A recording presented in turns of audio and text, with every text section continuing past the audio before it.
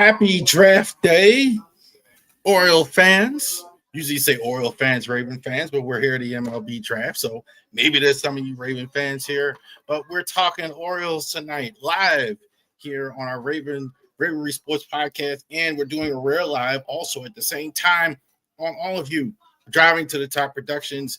It's draft day, MLB Draft, where this is our instant reaction to the Marlins and Orioles debacle like we had today. We're gonna talk about that. Not as much XO there, but we're gonna talk about the draft. We're gonna talk about a lot of baseball tonight here. So thank you for joining us here. If you are watching us, however you're watching us, or if you're on the driving to the top tonight watching us, definitely hit like and subscribe on the Driving to the Top Productions. So definitely check that out. All of our Driving to the Top platforms, all the Driving to the Top platforms, YouTube, Facebook, Twitter, etc., Twitch. I know we're on there as well. Also do the same with the Ravery Sports Podcast. So definitely Ravery Sports on X, on all the platforms.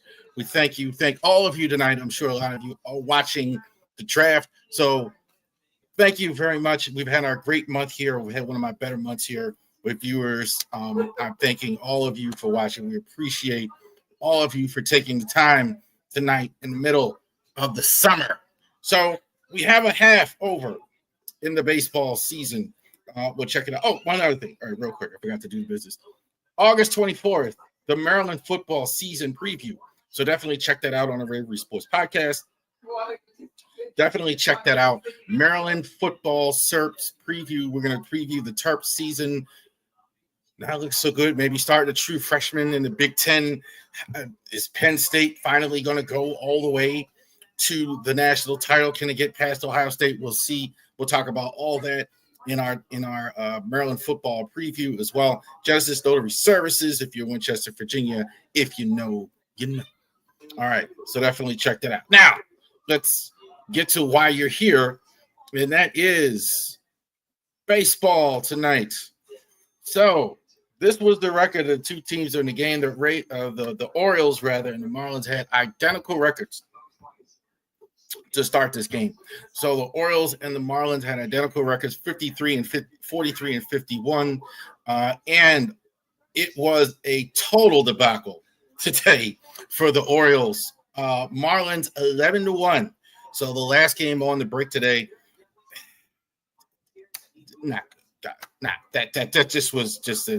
That was probably as humiliating a loss as you can possibly have.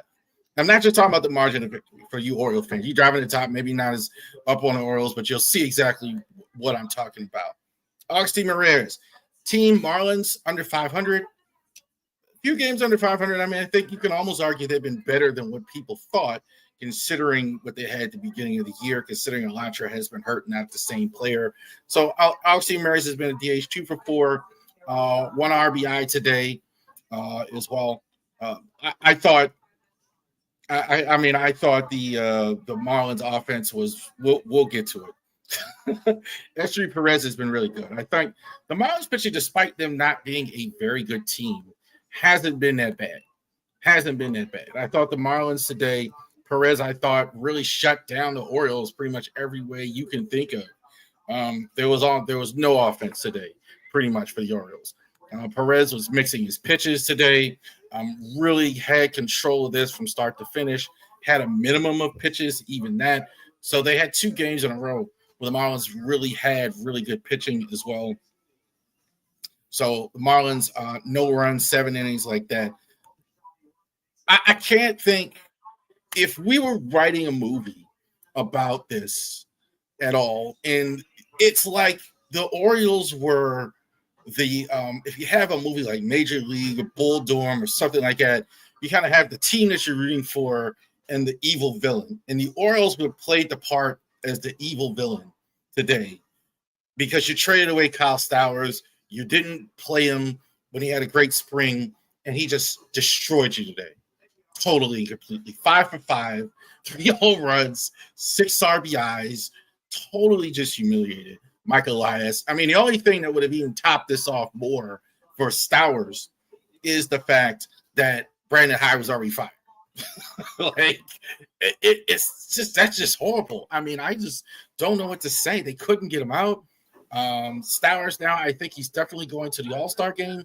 And it's funny, like they did the trade with Trevor Rogers, who is, I think, coming around at least. I mean, at least you're getting that. Rogers was good yesterday, but I don't know what to say. Like that was just horrible, humiliating, terrible, awful stuff today from the Orioles. No pride at all in this one. Gunnar Henderson. Gunnar picking it up a little bit, but 0 for 2 today. No real production at all from Gunnar at all today. Gunnar not really giving you much of anything here. I think Gunnar, is coming around. I think we're going to see, despite the lousy result, a better second half. I tell you, guy, like Gunnar is the star. He's the guy, the perennial all-star, even though he didn't make the all-star team this year. You talk about Jackson Holiday having a good year. We know Ryan O'Hearn, he's going to the all-star game. But Ramon Laureano, I think, has probably been the bright spot of the team. Along probably only surpassed maybe by Jackson Holiday, but he is the reason why Carlson's down in AAA. He's really played well. I think he's got 11 home runs. Really had a good first half, even despite an injury. He missed some games. He's really played well for them today. Again, as usual, I've noticed too with him, in a game, in a day like this, he's usually the bright spot for whatever that's worth. That shows a guy is really giving great effort in bad times, in a bad situation. Again, getting the one home run, getting the one run today as well. Brandon Young got blown up again. Stowers just totally beat the brakes off his former teammate. Couldn't figure it out at all. Stowers do exactly what Brandon Young was going to do today. 4 innings, 4.1, 7 innings pitched, 4 Ks. To me, he just looks like a 4-8 pitcher. I think Brandon Young, there are certain guys that are good minor league players, really good players that call them Crash Davis.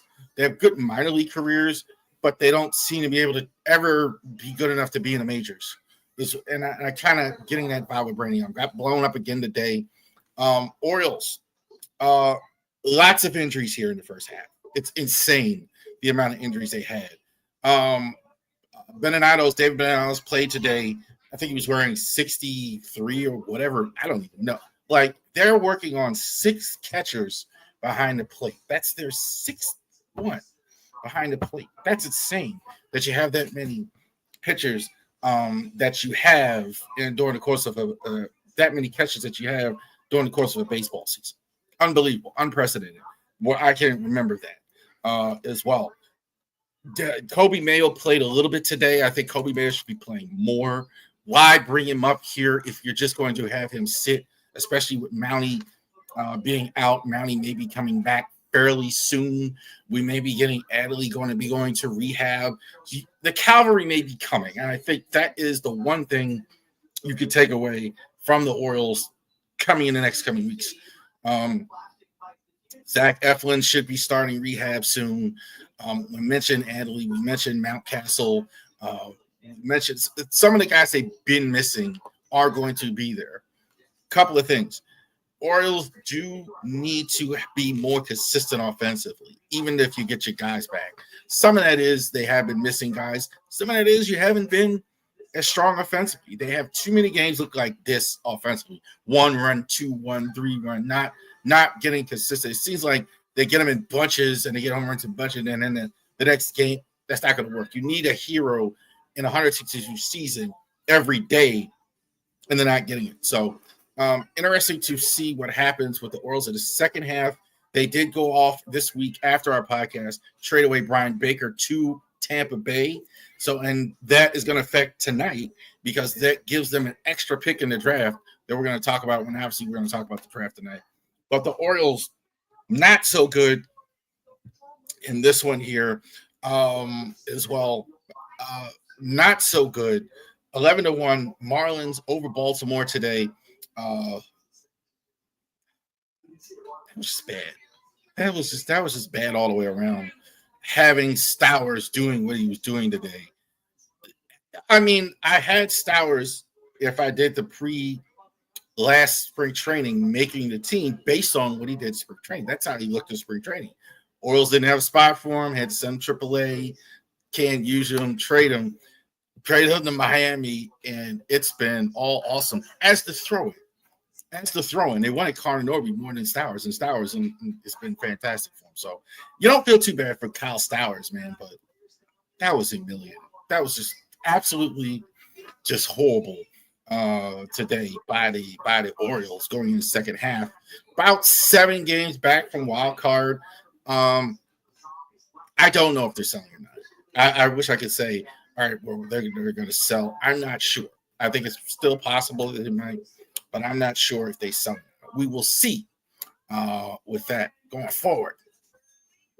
All right. Draft is going on right now. We're going to talk a little bit about the draft a little bit later in the stream.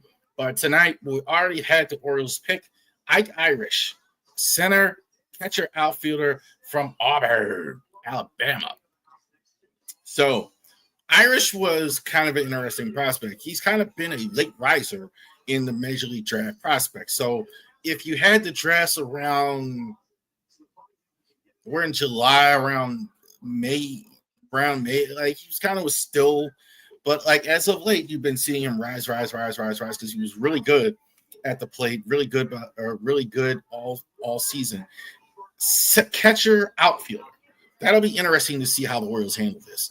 I think he had an injury behind the plate, so he hadn't been catching as well. So he had moved him to the outfield because of the injury that he had behind the plate.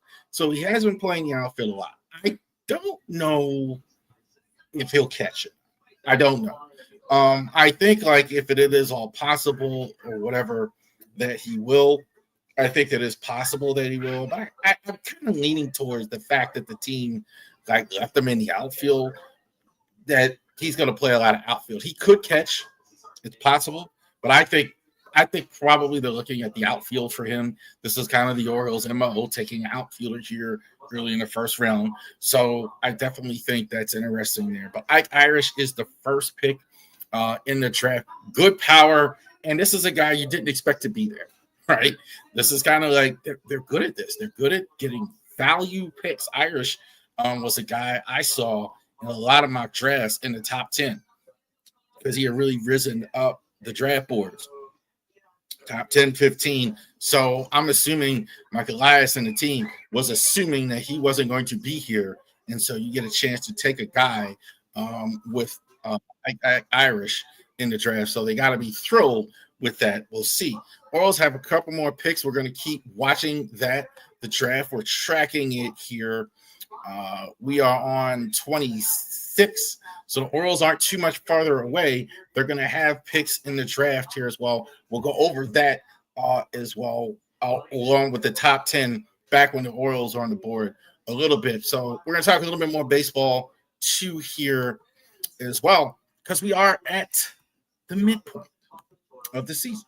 So let's talk about the midpoint of the season and who's doing well in the season, right? So all the games for the first half are over. Tomorrow, Tuesday night, we got the All-Star break. We got the Home Run Derby. We're not going to have games till the end of the week. So who are the leaders in the MLB in the midseason?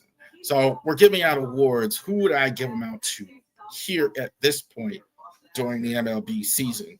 So we're going to take a look at midseason leaders in the American and National League.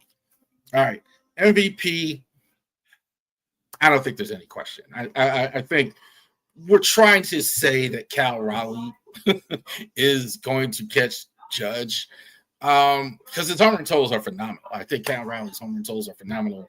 But the average, the winning, and all that, the Yankees haven't been as good. But Aaron Judge is not the reason. Aaron Judge is phenomenal. Aaron Judge, I think, is deserving of MVP. Bobby Witt, I think, is worth a mention. He's third. Bobby Witt has been good. Again, this year, good in like 7 or 8 different totals in top 5. You look at Bobby Witt's stuff, top 5 and all the totals. So Bobby Witt has really, really been good, despite of the Royals not being maybe quite as good this year. But Bobby Witt, I got no problem putting him in third. But Judge, stealing the show there as well. This is interesting. I feel that Tarek Subel is the best pitcher in the all of baseball period. I don't think he's at the side yet this year. So let's just get that disclaimer. If you're looking for Subel, he's not on this list, but it's really close. Garrett Crochet has been fantastic for the Red Sox. You trade him away from the White Sox. He has good ERA. Good. This is exactly what these envision. ERA under 3, won a lot of games. I think definitely they're closer to the future. Definitely guaranteed everything. Max Fried actually, I think should maybe possibly deserve to start in the All-Star game. He's going to be on the All-Star team. You could argue that. Hunter Brown, though, I think has been the best pitcher. I think just these guys, there's like 5 or 6 that have been really so close. If you talk about him, and I would throw Jacob deGrom as well in there, top 5. Fantastic, all 5. But I only had 3. I went with these 3. I think Brown, definitely ERA under 2. Most of the first, I got to go with that. I got to go with a guy. Look, if you're a starting pitcher and you're not even giving up 2 runs in a game for a whole first half, that's something. Hunter Brown, I think, very good starting pitching, tough in the first half.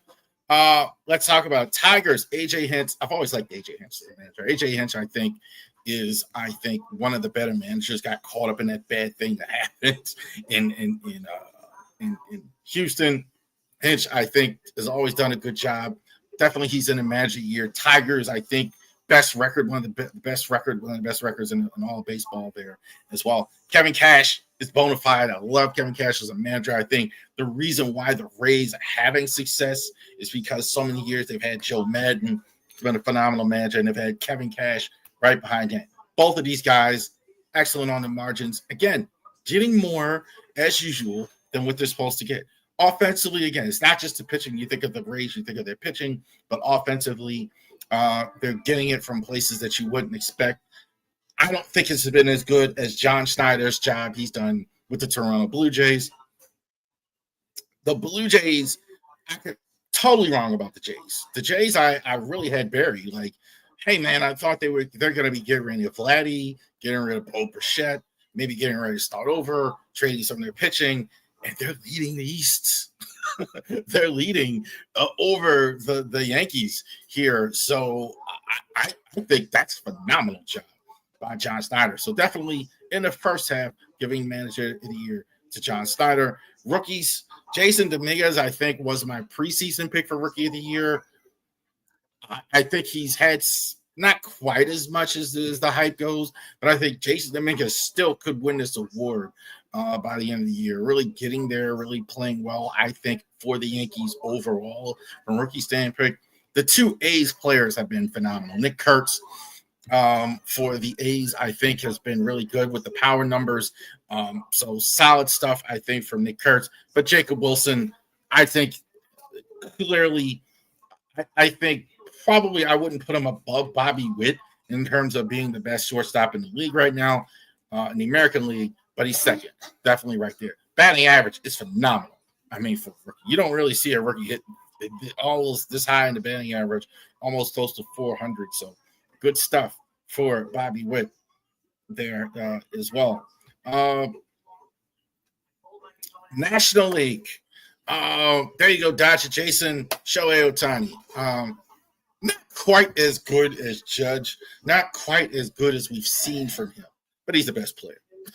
He's the best player. Let's not get confused. I think it's a little bit closer than it's been, but I do think it's there. Freddie Freeman, I think, kind of reminds me of Jim Thome in terms of not the celebrity we talk about as far as a player, but definitely just consistent, over 300, hitting the power numbers. I think Freddie Freeman, I think, has really been right there, and definitely an MVP consideration. Pete Alonso, I think, as well. Soto has been better. I think, like some people would say Soto over Alonso, but Alonso, I think, when you look at the complete first half, I'm going to have Alonso third as well. But no question about it as well. Again, I think Paul Skeens is the best pitcher in the National League. If you ask me year over year, if you rank it, I have him third. He's lost games, not his fault per se, but I'm not going to give him the side. His team's not as good. I feel bad almost doing it, but I can't give him the side. Robbie Ray, I think, has already won a side, so he's been really, really good this year. Really looks like the guy he was for some of you after he won the side. Zach Wheeler, I think, number one. I think these just really close. These guys are really, really good. I think there's like 5 in the American League, but these 3 here are really good. As much as I like Skeens, I know somebody might say, but Zach Wheeler, I'm going to give him the side in the first half as well. Total pet. And Zach Wheeler's always been so consistent. Something to that. There's always something in life between if you're good for a while, it makes you great. Zach Wheeler has been great for a long time. As well.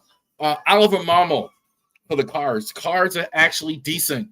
We're going to do tiers in a second, but the Cards, the job that the Cards have done, I don't know if they're going to go to the World Series or anything like that, but they're certainly getting out of the dregs. I think they're certainly at least getting back to respectability. And I wasn't sure they were this year. And they really, some of the stuff they've done from an offensive standpoint, frankly, has been confusing. But hey, they're here. They're possibly getting in position for a wild card. Bob Melvin and the Giants. Giants got off to a better start. They've kind of slowed a little bit lately, but I still think Bob Melvin has done a heck of a job. Very tough division he's in with the Dodgers and the Pods, of course. So very good job that he's done. Bob Melvin has been fantastic. But Craig Counsell of the Cubs, this is exactly what they brought him in for. The Cubs have been really good. They've got him. Look, one of the reasons I'm sure he wanted to go from the Brewers to the Cubs is the resources. They brought in Kyle Tucker. They've had Suzuki. The other night, diving on top, they were like Suzuki. He's had Craig Counsell's again, like Kevin Cash, great on the margins. I got to give him manager of the year so far. And rookie as well, Liam Hicks. Today I saw him like with the Marlins as well. Decent season, I think, as well for them here. So definitely Hicks, I think, is in the conversation. Ben Casper's for the Dodgers. Probably if he's on any other team, I think he's getting more of a role. The Dodgers are so star-studded. I think like he's kind of getting lost. But he's having a decent rookie year. I think it is. But Drake Baldwin of the Atlanta Braves. So been DHing a lot. I have him a catcher because he's a catcher because Will Smith is there still. Not Will Smith. Sean Murphy is still there. But I think like this is a guy going forward. They're really going to take a look at going forward as their catcher because he's been great. I think probably been their best, the best rookie, I think, in the National League, known as the Seniors. There you go. So those are the guys I think are the best rookies, best MLB midway. You got to look at that. Really, the pitchers in the American League was really tough. Really tough. DeGrom was really good. Schoolball's been really good. But very close. About 5 guys in there that are really good as well. Skeens, I almost felt heelish, but he got so many losses. It's tough to say Wheeler when Wheeler's been right there with them as well. So there you go. With that there. Let's go over here. Let's look at the draft here. Let's see if the Orioles are ready. So let's even do that right now because the Orioles are on the clock as of right now, picking number 32. And this pick here,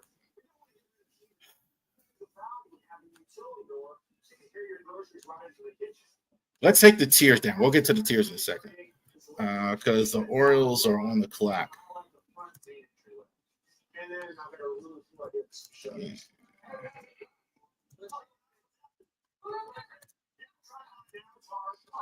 So this is again, you love the player. I mean, this was a guy, if you like it, but again, I'm gonna address this, the obvious need that the Orioles have that is not there. Just 1 second here, Orioles fans.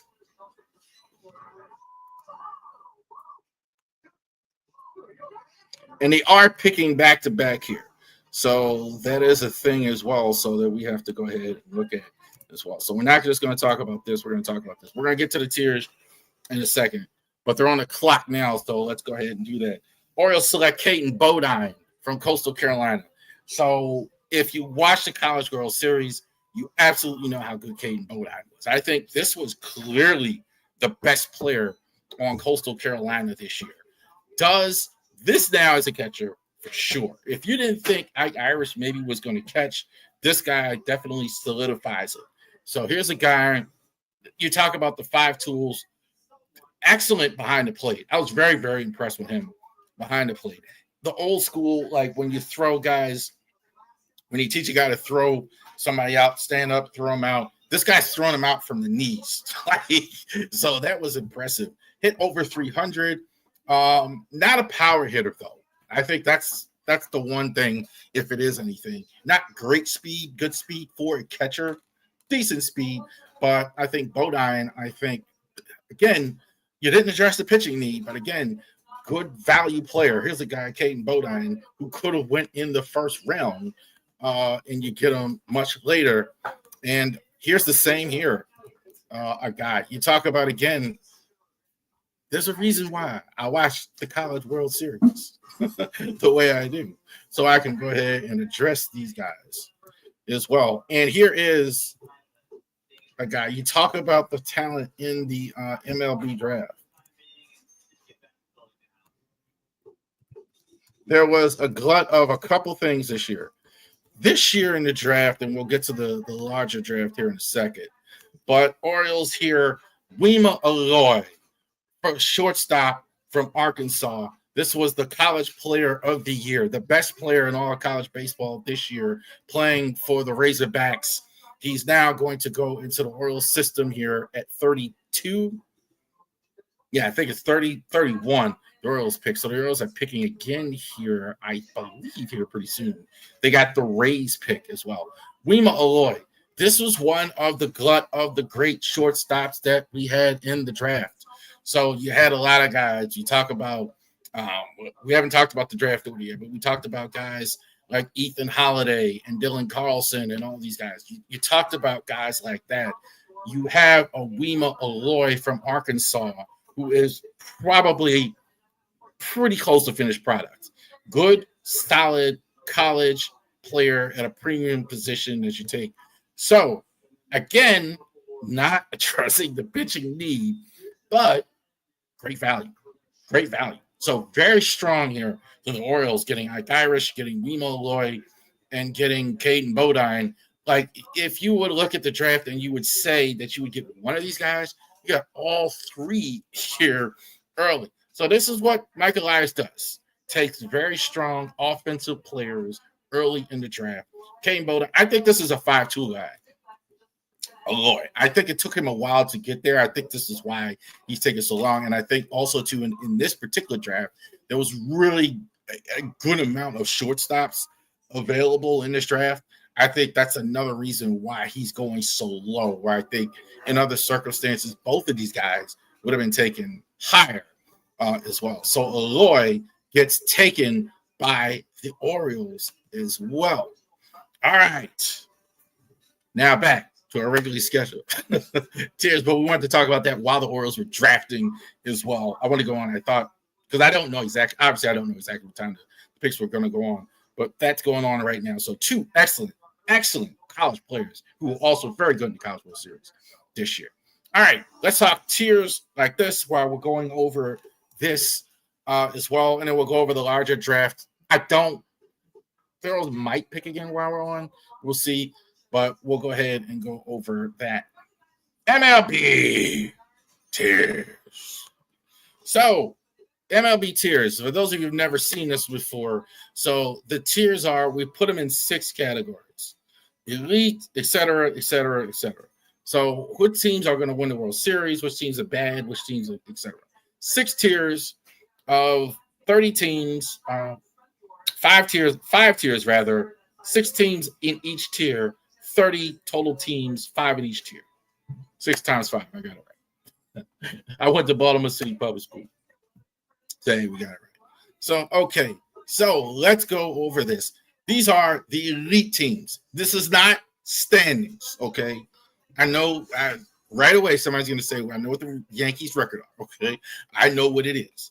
These are not standings, okay? So elite: Yankees, Blue Jays, Dodgers, Tigers, Phillies, Mets.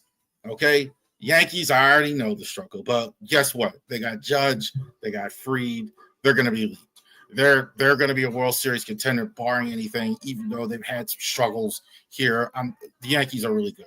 Blue Jays, I think, are the shock of for me of the whole MLB season. The fact that they've able to do what they've done. They needed so many things to go well, and they have.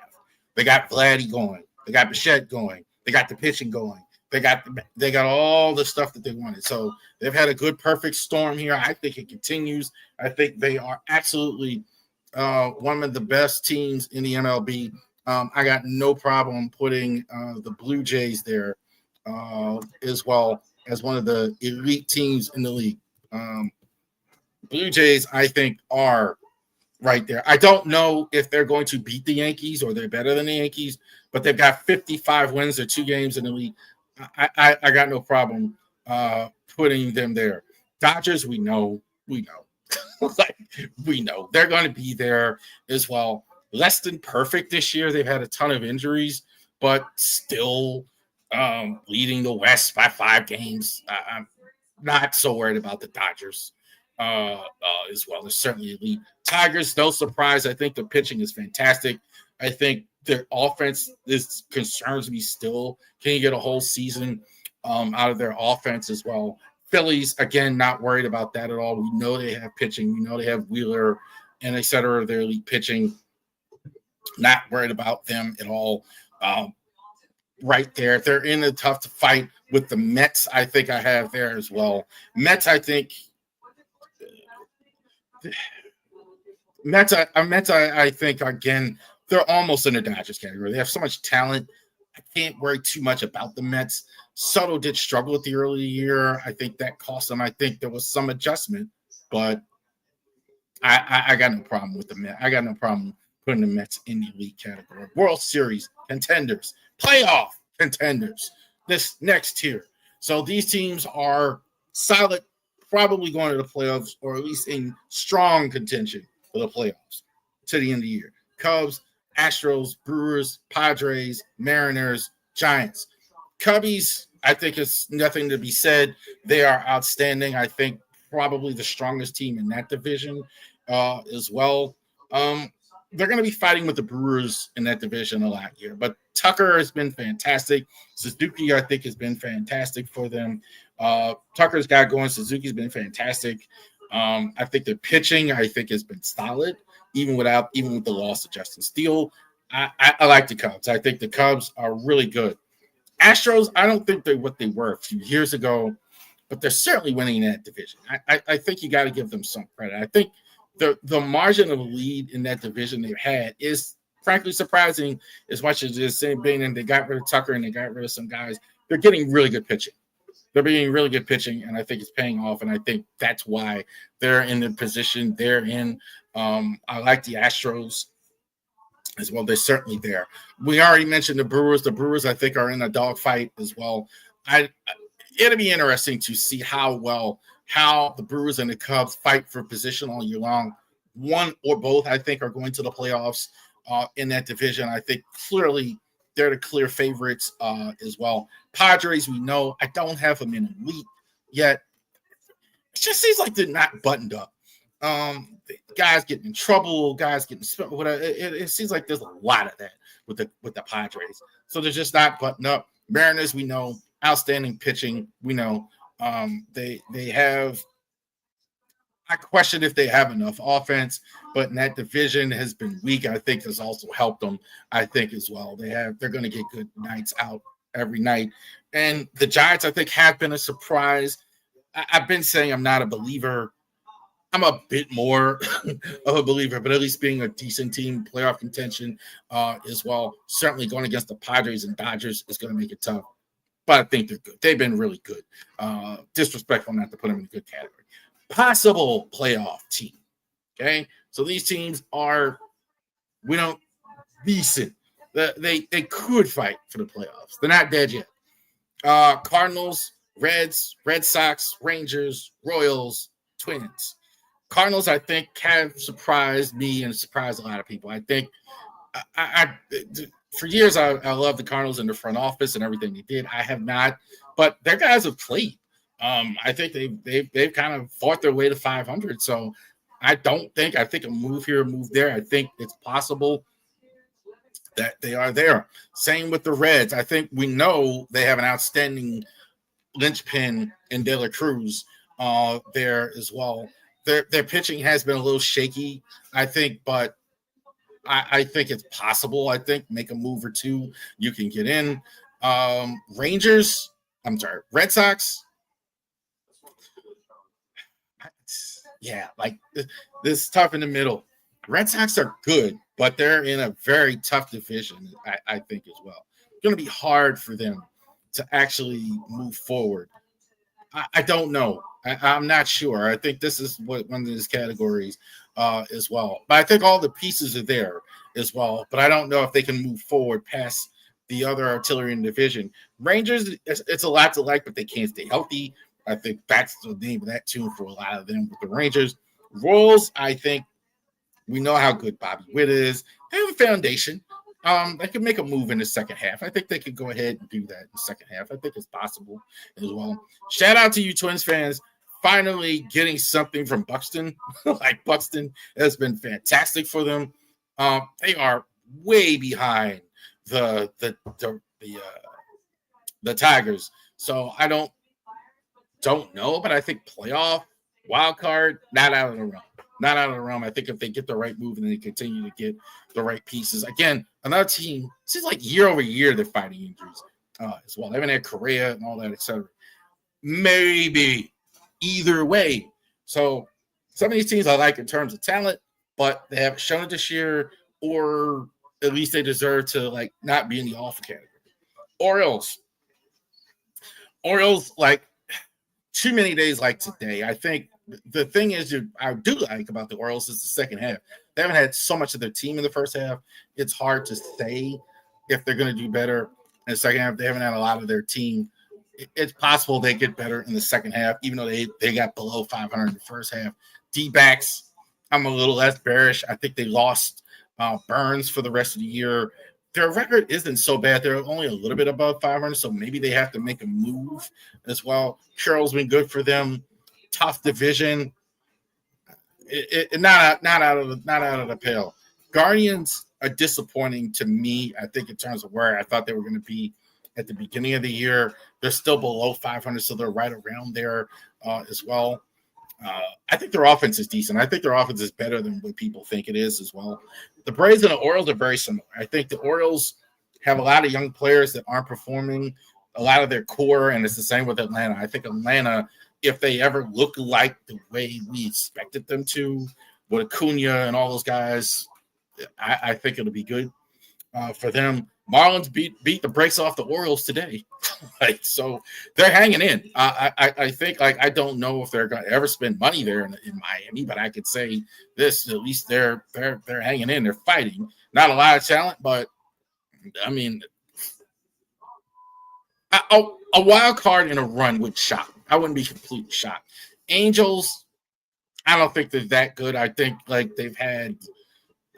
I think they're hanging around below 500. I think they're going to stay there as well. If they do get aggressive, which they absolutely have the means to, it's not completely out of the pale. Not a lot here. These teams, not a lot here. These teams should struggle. I knew I was going to mess with them. Pirates. I knew I was going to mess with them. Pirates, A's, White Sox, Rockies, Nationals. I think a lot of this is self-explanatory as far as that goes. Nats, I think, should be better than what they are. I think they're a little bit slow in their growth. Rockies, I don't think are any good. I think I think they're historically bad as well. They haven't done anything at all this year. The A's situation is what the A's situation is. I think it's disgraceful what they're doing in Major League Baseball there. It's just flat out disgraceful. in every category as well. I'm sorry. So the Marlins, I knew I was getting right. Marlins are in this category. Last category, I knew it. The Rays were in the last category. So the Rays, I think, talk a little bit about the Rays. The manager and the situation, and Kevin Cash is fantastic and all that, but they, again, you don't know if they have enough talent. You even don't have talent. You kind of could put the Rays in that category every year. So the Marlins are here, like I thought. I don't know the reason the Marlins here. The Marlins, Rays, Pirates. Pirates, again, best team that never spends money. They're having a good draft here, as they usually do, but not good. None of these teams, I don't think, will be in the playoffs. There you go. So we got that out the way. The MLB tiers, what teams are going to look like during the course of the season. We think so. We're going to have tiers. That's something we do on our regular podcast, regular sports podcast, the leadership. But our baseball only night here, we're going to go ahead and do that MLB draft as well. Let's track and see what the Orioles are at right now. Let's see. Did they make the pick already?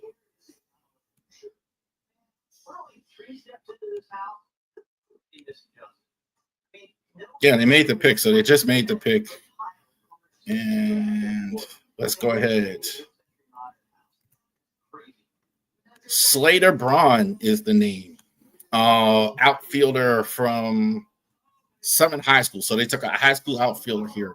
So this guy is going to be more of a guy they look at down the line, developmental.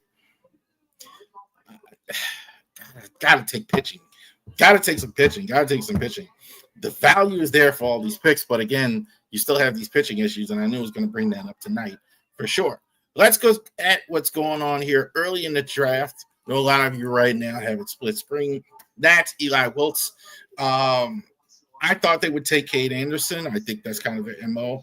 Wiltz, I think, is fine. I think the three shortstops at the top of the draft, the three high school ones, Ethan Holiday, Eli Wiltz, and Dylan Call. I got Billy Call. I got no problem with that. I had no problem with that. I thought it would take the pitcher, but they didn't. Really big surprise here. Taylor Bremer for the Angels. The only thing I'm going to say here is they're either A, trying to save money, or B, or maybe both here. They really know this guy because this guy is a guy maybe middle of the first round. So maybe they're trying to save money. Baseball teams do that. Take a player a little bit lesser, higher, so they can save on that bonus pool and their picks later in the draft to save that money. That could be what they're doing. The value, otherwise, it doesn't make sense to take a guy this high, to take him this high.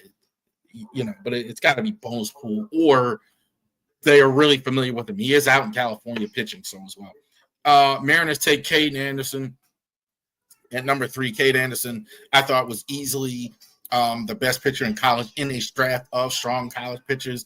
Anderson, I thought, so impressed with him in the College World Series. He was fantastic. Ethan Holiday, what kind of hitter doesn't want to play in Colorado?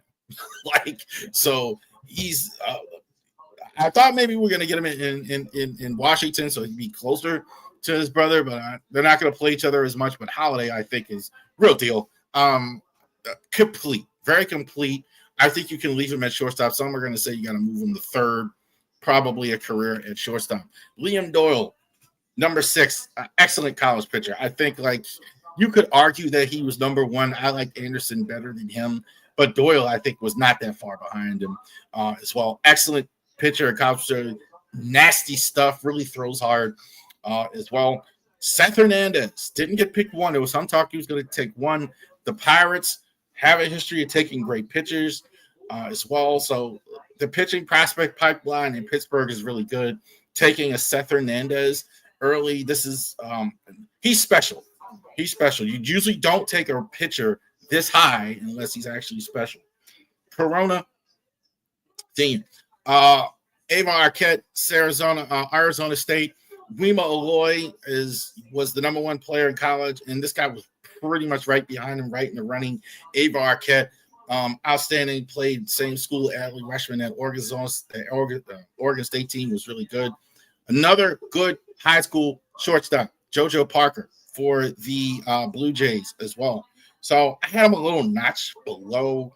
I don't think he was as good defensively but 8 is fine. I don't have a huge problem with it. Steele Hall is the pick for the Reds. Again, more good high school shortstops. Hall, I think this is 9 is about as high as I would take him as well. Again, I don't think he was complete as the other 3.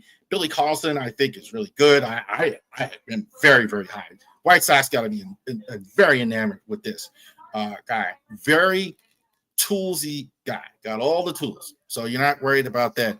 I didn't get that wrong. Jamie Arnold is not a shortstop. He's a left-handed pitcher. He's a right-handed pitcher for the Oakland A's. Great pitching prospect this is. This is a steal. I think the way the Orioles feel about their picks is absolutely what they got to feel about Jamie Arnold. He's right in there, considering him with the number 1 pitching in the draft. If they'd have picked him 1 out of head, no problem with it. And Rangers Gavin Fain, another shortstop. I thought this is a little high. I didn't have him this high. I thought like maybe later in the draft. But again, this could be money and all these other things involved in that. Those were the top 12 picks in the draft as well. So Orioles had a good, terrible day, horrible on the field, but a decent draft. Some guys I've seen and I'm really excited about. We talk about the first 3 picks. So thank you very much here also too. So we made a pair of brown bread, definitely keeping up with the draft. Thank you very much. Bravery Sports Podcast, driving the top productions with our MLB Instant Reaction Orioles MLB Draft stream. Thank you very much for joining us here. We'll be here Wednesday night for a regular Driving to the Top and Bravery Sports Podcast. Y'all have a great day.